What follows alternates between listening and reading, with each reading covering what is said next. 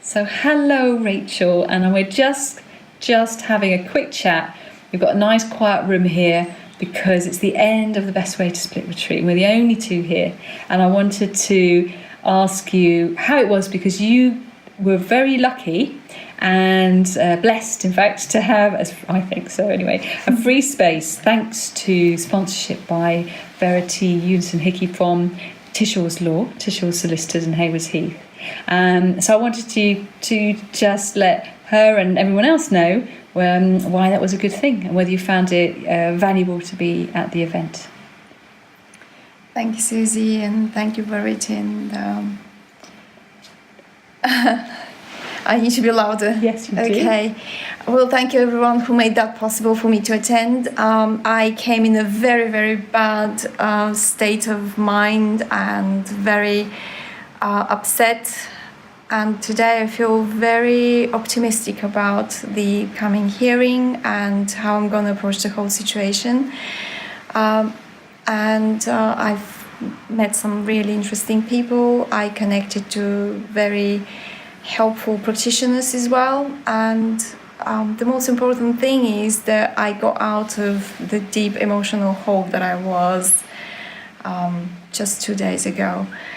And I'm looking forward to other similar events. What kind of things did you do that you enjoyed the most or found most useful and interesting? Generally everything, because there was a very wide variety of subject covered.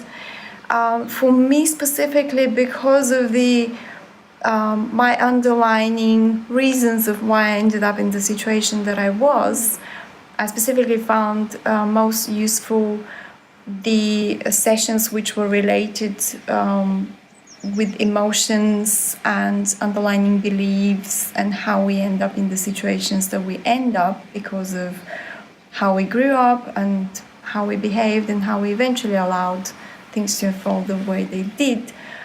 Hence, I'm feeling quite positive now that by changing the way I behave from now on and my beliefs, the situation will be transformed for the best of everyone involved. Were there any particular workshops? I mean, you may not remember everyone's names, but as best you can remember, what kind of things resonated most with you? Well, going from the last one, specifically Francine's. And Francine Kay, yeah. Yes. What else did we have before that? Had Marion and Ruth who talked about the boundaries. Yes, that was one of my weak points as well, where you're not the only one. I needed to learn more about boundaries.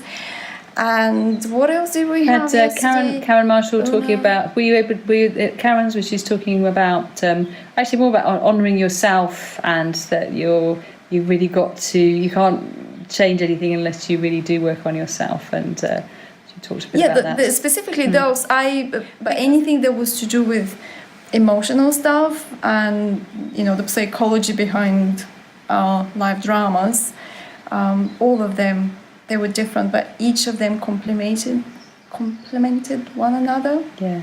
So, it kind of gelled really nicely, didn't it? What about we here in the morning when Michael from Families Need Fathers gave a very blunt, clear, lucid talk. But there were a few bits to do with the hearings and so you had a chat with him later, and then I had a chat with him that was very helpful as well. Was it useful that a lot of people stayed for lunch and you were able to chat to the experts at various points? Yes, that was helpful as well, because you get to have some personal time with people that I felt that I wanted to say something extra. And how about this sort of sense of community? Because it's a very diverse group of people who didn't know each other, yes. Men and women, all in quite difficult situations, some of them. How did you find that? Oh, that was very helpful as well, because there was people who came to me who felt related to my story, and I walked to some others that I felt related to, and we exchanged some helpful tips. So that was really good to be able to have that time as well to informally communicate with others. Yeah, future ones we'd like to have a bit more of that, actually, to get more, because there's so much learning to be had from each other.